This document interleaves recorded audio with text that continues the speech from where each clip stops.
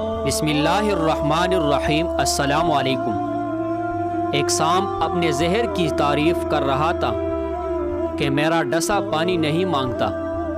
پاس بیٹا مینڈک اس کا مذاق اڑا رہا تھا کہ لوگ تیرے خوف سے مرتے ہیں، زہر سے نہیں۔ دونوں کا مقابلہ لگ گیا۔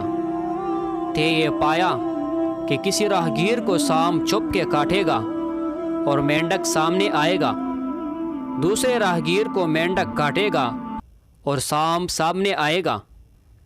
اتنے میں ایک راہگیر گزرا، اس مسافر کو سانپ نے چھپ کے کاٹا، جبکہ ٹانگوں سے مینڈک پھدک کے نکلا۔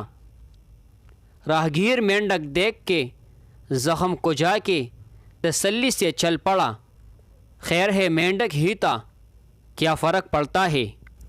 دونوں اسے دور تک جاتا دیکھتے رہے، وہ صحیح سلامت چلا گیا۔ دوسرے راہگیر کو مینڈک نے چھپ کے کاٹا اور سانپ پن پہ لا کے سامنے آ گیا۔ مسافر دہشت سے فوری مر گیا۔ دنیا میں ہر روز ہزاروں افراد مرتے ہیں جن کو دیگر امراض ہوتے ہیں یا کوئی بھی مرض نہیں ہوتا، جبکہ کورونا کی شرح اموات اس کا عشر عشیر بھی نہیں ہے۔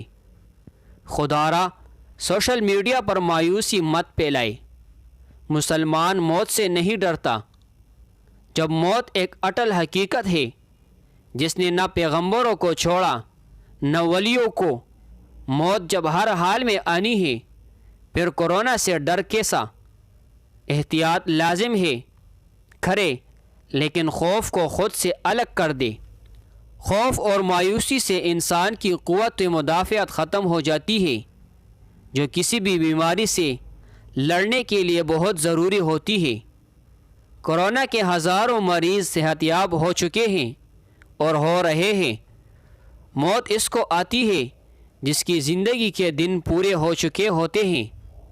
کورونا چوت کا مرض ہے، ایک دوسرے سے لگتا ہے۔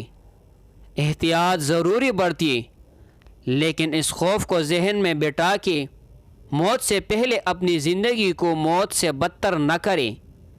جینے کی امنگ خود میں پیدا کریں گے تو کوئی وائرس آپ کا کچھ نہیں بگاڑ سکتا۔ اللہ وہی دے گا جس کی اللہ سے امید رکھتے ہو۔ اللہ تعالیٰ کی شان ہے کہ وہ آپ کی امنگوں پر پورا اترتا ہے۔